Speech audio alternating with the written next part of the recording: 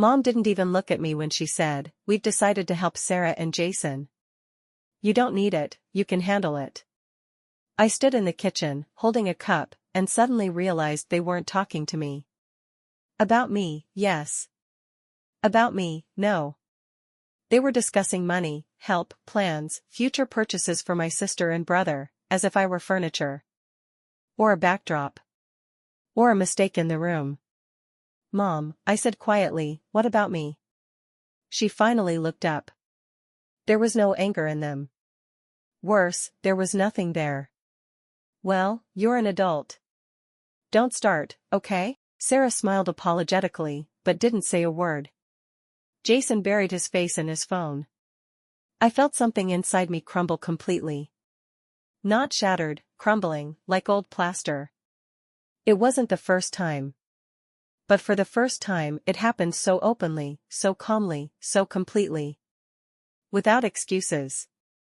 Without shame. It was as if I'd been officially written off.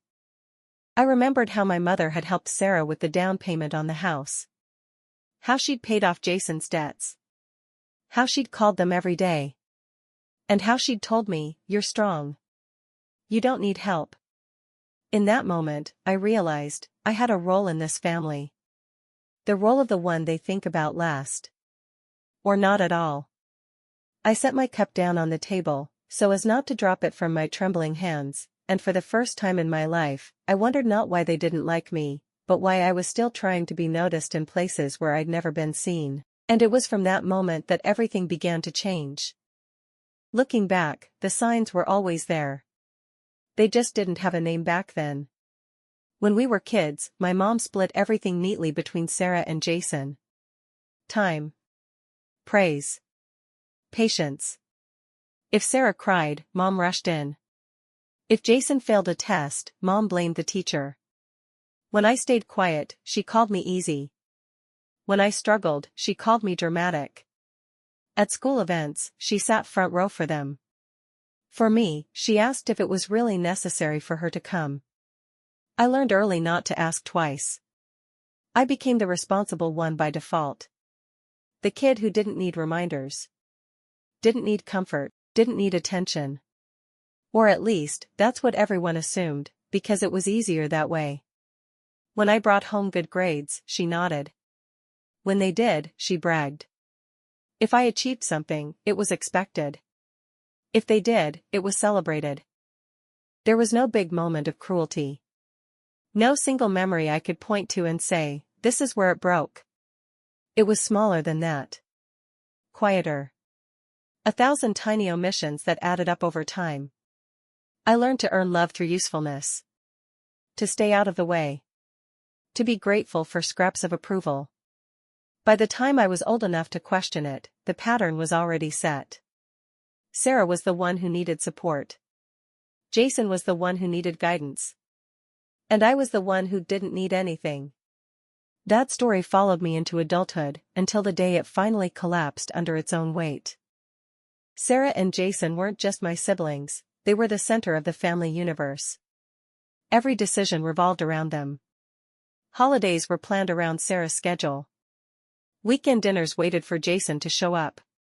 If one of them needed something, everything else paused. When Sarah wanted to change majors 3 times, Mom called it finding herself. When Jason quit another job, it was temporary. When I made a careful, stable choice, it was barely acknowledged, because stability wasn't interesting. They were allowed to fail loudly. I wasn't allowed to fail at all. Money followed the same pattern. New cars came with long explanations about safety and opportunity. Help with rent was just until things settle. When I needed support, the answer was always the same. You're the strong one. At family gatherings, their stories were told first. Their problems were discussed in detail. I listened to conversations about their lives as if I were an audience member, not part of the cast. If Sarah snapped at me, Mom said she was sensitive. If Jason dismissed me, Mom said he was stressed. If I reacted, I was too emotional. They weren't just favored, they were protected. Excused. Elevated. Over time, I stopped competing for space. You can't win against a narrative that's been written for years. Sarah was the one to nurture. Jason was the one to rescue. And I was the one who was supposed to understand. Understanding, apparently, was my role. My birthdays were always quiet. Not in a peaceful way, in a forgettable one. Sometimes Mom remembered late in the afternoon. Sometimes she didn't remember at all until Facebook reminded her. There would be a rushed call, a quick "we'll celebrate later," that never actually happened. Sarah and Jason, on the other hand, got countdowns. Dinners. Photos. Effort. When I graduated, Mom asked if the ceremony was optional. When Sarah graduated, she cried in the front row. When Jason struggled in college, the entire family mobilized. When I struggled, I learned to stay silent. I went through things alone that no one ever knew about. Panic attacks. Financial stress. Moments where I wasn't sure how I'd get through the month. Not because I didn't want help, but because I already knew the answer. If I mentioned being tired, Mom said, "Everyone's tired." If I mentioned being overwhelmed, she said, "You'll figure it out. You always do." Invisibility isn't just about being ignored. It's about being expected not to need anything. About learning that asking is pointless. About shrinking yourself so no one has to notice the space you take up. By the time I was an adult, being unseen felt normal. Familiar. Almost safe. But the thing about being invisible for too long is that one day, you realize you've been standing right in front of people who still don't see you, and that realization changes everything. It was never done quietly. That was the worst part. At family dinners, Mom compared us like it was casual conversation. "Sarah is so caring," she'd say, right in front of me. "Jason has real ambition." Then she'd turn to me and smile, like she'd said something kind. "And you're independent." Independent was the word she used when there was nothing else to praise. In front of relatives, neighbors, even strangers, she told my story for me, always in contrast. She's not as sensitive as Sarah. She's not as driven as Jason. But she manages. I laughed along, because disagreeing would have made things uncomfortable. And discomfort was something I'd been trained to avoid at all costs. Once, at a birthday party, someone asked what I was doing for work. Before I could answer, Mom jumped in. "Oh, she's still figuring things out. Sarah already has her place, and Jason's on track." Still figuring things out. I was paying my own bills. Living on my own. Surviving without help. But that didn't fit the narrative. Every comparison chipped away at me, not because I believed I was less, but because hearing it out loud, over and over, made me feel smaller anyway. I started measuring myself through their reflection of me. The version of me they presented to the world. And the world believed them. Because I never corrected it. Whenever I finally tried to say something, it was always turned back on me. "You're imagining it. We treat you all the same. You're too sensitive." Those were the greatest hits. If I pointed out the money, the attention, the time, Mom sighed like I was exhausting her. "Sarah needs more support. Jason has more pressure on him. You don't want us worrying about you, do you?" Somehow, their needs were always urgent. Mine were always optional. When I brought up specific moments, they were rewritten in real time. "That's not how it happened. You're remembering it wrong. You always twist things." After a while, I stopped trusting my own memory. I started asking myself if maybe I really was dramatic. If maybe I was expecting too much. If maybe being invisible was just the price of being easy. Relatives joined in too. "Your mom means well. You know how she is. Family isn't perfect." That phrase, "family isn't perfect," was used like a blanket over everything. As if naming the problem was worse than the problem itself. So I learned to swallow my feelings and call it maturity. I learned to smile through resentment and call it understanding. And they called it peace, but it wasn't peace. It was silence. And silence was slowly costing me myself. I didn't announce anything. I just stopped. Stopped explaining. Stopped correcting. Stopped hoping that if I said the right words, someone would finally hear me. At family gatherings, I spoke less and listened more. When comparisons came up, I smiled politely. When my name was skipped, I let it happen. It wasn't numbness, it was exhaustion. I answered calls later. Sometimes not at all. I stopped sharing good news, because it was always minimized. I stopped sharing bad news, because it was always inconvenient. No one noticed right away. That's how I knew my presence had never really been required. I could fade into the background and the room would keep moving exactly the same. Mom didn't ask if something was wrong. She just said, "You've been distant lately." Not "Are you okay?" Just an observation. A mild complaint. And for the first time, I didn't rush to reassure her. I didn't fill the silence. I let it sit there between us, heavy and uncomfortable. Being quiet gave me space to see things clearly. How much energy I'd spent trying to earn a place I was never meant to have. How often I'd bent myself smaller so others wouldn't feel challenged. Withdrawing wasn't a punishment. It was protection. I wasn't waiting to be chosen anymore. I was choosing myself, quietly, and without asking for permission. The clarity didn't come in a dramatic moment. It came in the quiet. One night, sitting alone in my apartment, I realized how peaceful it felt not to be bracing myself. No waiting for approval.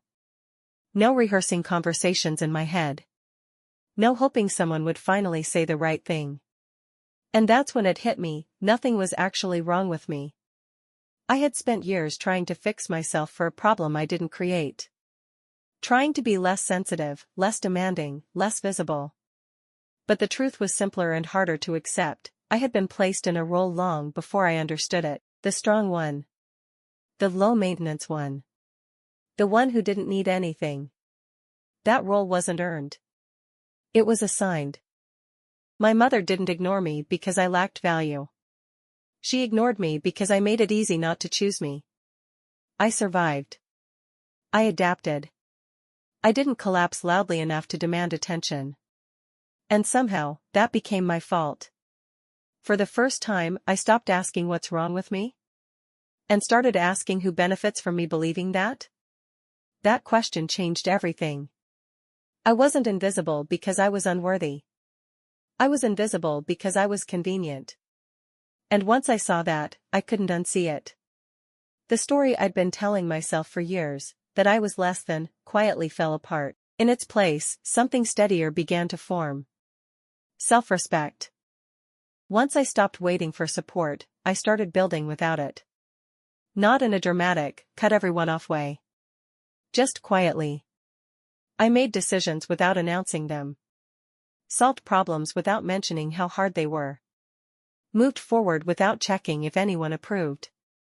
I figured things out the way I always had, alone. I budgeted carefully. Took risks that were calculated, not desperate. Learned skills no one had ever taught me because they assumed I didn't need guidance. There was something oddly empowering about knowing every step was mine. No strings, no favors that could be brought up later. No debt disguised as love. When something went right, I allowed myself to feel proud without waiting for validation. When something went wrong, I handled it without shame. My family still had no idea what my life actually looked like. And for the first time, that didn't hurt. Their absence in my process meant they also had no claim over my progress. I built routines. Stability. A sense of safety that didn't depend on anyone else's mood or attention. Starting alone wasn't lonely, it was honest. I wasn't trying to prove anything anymore. I wasn't competing with Sarah or Jason. I wasn't hoping my mother would finally notice. I was creating a life where being unseen didn't mean being unsupported. Because I had learned how to support myself.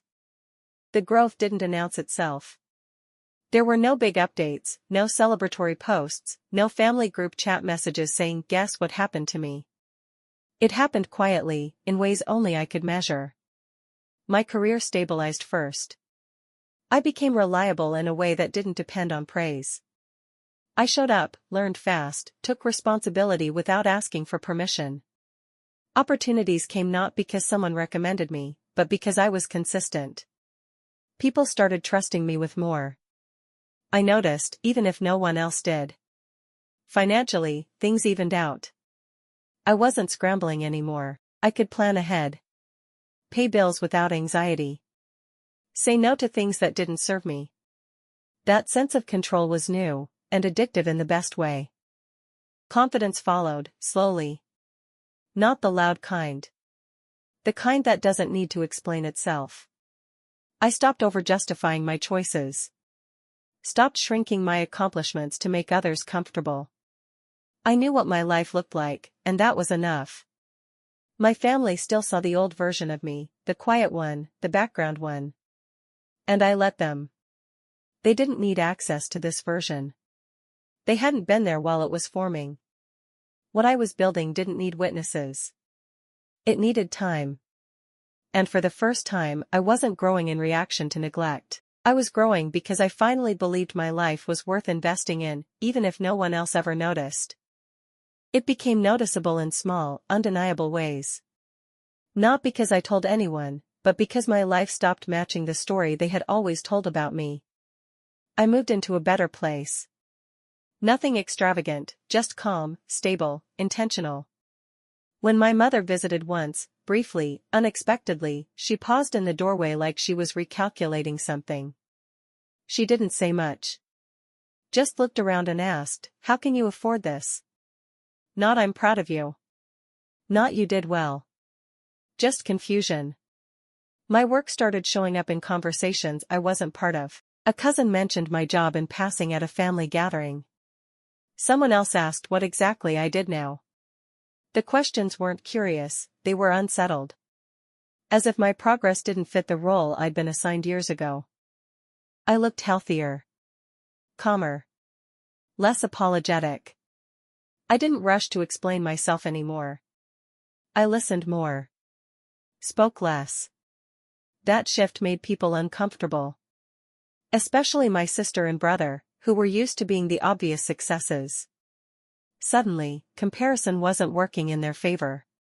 My mother began reaching out more often. Casual check-ins. Neutral questions. She wanted updates without having asked for them before. It wasn't concern, it was recalibration. A need to understand where I now stood in the family hierarchy. What none of them said out loud was the loudest part: I was doing well without them. And that success, quiet, steady, unannounced, was impossible to ignore. The discomfort didn't come with confrontation. It showed up as tension. Awkward pauses. Conversations that stopped when I entered the room. My mother became strangely careful around me. She asked questions but didn't listen closely to the answers, like she was afraid of what she might hear. Sometimes she'd make comments that felt like tests: "You seem different lately." Not as an observation, but as a challenge. As if my calm unsettled her more than my struggle ever had. My sister started comparing again. Casually, she'd mention her own achievements unprompted, drop numbers, titles, plans into conversations where they didn't belong. My brother grew quieter, more guarded. The confidence he used to wear so easily slipped whenever someone brought me up. What I saw wasn't jealousy exactly. It was confusion. I had succeeded without following the script they wrote for me. I hadn't stayed small. I hadn't failed. And I hadn't needed their approval to move forward. They didn't know how to place me anymore. I was no longer the background character. No longer the example of doing okay enough. My existence disrupted the balance they were comfortable with, the one where love, attention, and validation flowed in one direction. My mother tried to reassert control in subtle ways. Offering advice I hadn't asked for, reminding me of how much she'd done for all of us. Rewriting the past to include herself in my progress. It was never aggressive. Just desperate. For the first time I could feel it clearly: my growth made them uneasy. Not because I was loud about it, but because it proved something they'd spent years denying. The shift didn't happen all at once. It crept in through casual invitations and oddly warm messages, the kind that pretended nothing had ever been wrong. My mother started calling more often. Not to ask how I was doing, she already knew the answer now, but to connect. She'd say things like, you've always been independent. I think you got that from me. It was subtle, but unmistakable. She wanted a piece of the outcome without having been part of the process. My sister asked if we could catch up, then spent most of the coffee date talking about how proud she was of me, how she'd always believed I'd do well. She said it loudly, like she was rewriting history in real time. My brother reached out about a potential collaboration, framed as advice, but heavy with implication, access, proximity, relevance. They weren't apologizing. They weren't acknowledging the years of neglect. They were adjusting to a new reality, one where I had leverage simply by existing well without them. What struck me most was how comfortable they suddenly felt crossing boundaries I'd built quietly and carefully. They wanted updates. Introductions. Invitations into parts of my life they hadn't earned. It wasn't affection, it was alignment. A desire to be close to what now looked successful. And for the first time I understood the power shift clearly. I no longer needed anything from them. They needed something from me, not money or favors, just proximity to the version of me they could no longer ignore. I didn't confront them. I didn't correct the record. I just noticed who reached out, why they did, and what they wanted access to. Power, I learned, doesn't announce itself. It shows up when people who once overlooked you suddenly want a seat at your table. The reckoning didn't arrive as a dramatic confrontation. There was no explosion, no shouting, no tearful confession. It happened quietly, the way truths usually do when there's nowhere left to hide them. It was a family dinner. Neutral ground. Polite conversation. At some point, my mother made an offhand comment about how we've always supported each other. She said it casually, confidently, like it was an established fact. And for the first time I didn't let it pass. I asked, calmly, when that support had happened. Not aggressively. Just specifically. Appointments. Phone calls. Help, presence. I didn't accuse, I asked. The table went silent. My sister looked down at her plate. My brother shifted in his chair. My mother laughed lightly and said, "You know what I mean." But I didn't. And I didn't fill in the gap for her like I always used to. That was the moment the roles collapsed. No one argued back. No one corrected me. There were no explanations this time, no "you're too sensitive," no reframing. Just discomfort. Because the truth had surfaced, and it didn't need defending.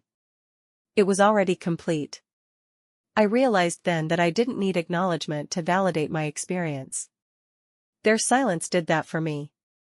The absence of denial was its own admission. We finished dinner politely. We hugged goodbye. Nothing looked different on the surface. But something fundamental had shifted underneath. They could no longer pretend I hadn't noticed, and I no longer needed them to understand. I don't tell this story because I'm angry anymore. I tell it because I finally understand what happened, and what didn't. I wasn't ignored because I was lacking. I was ignored because it was easier. Easier to invest in the loudest, the neediest, the most familiar roles. Easier to assume I'd be fine and never check if I actually was. For a long time, I thought being invisible meant I wasn't worthy of care. Now I know it meant I was expected to survive without it. What changed my life wasn't their acknowledgement. It was mine. I stopped chasing love that only existed when it was convenient. I stopped measuring my value by how much attention I received from people who benefited from my silence. I built a life where support didn't come with conditions, where peace didn't depend on approval. My chosen family is smaller. Sometimes it's just me. And that's okay. Because it's honest. Because it's safe. If you were raised invisible, if you learned early not to ask, not to need, not to take up space, this is what I want you to know: your worth was never determined by who noticed you. Being overlooked doesn't mean you were unlovable. It means you were strong in a way that others took for granted. You don't owe reconciliation to people who only see you when you succeed. You don't need permission to step into a life that fits you. And you don't need to stay small to keep the peace. Sometimes the quietest victory is choosing yourself, and never shrinking again.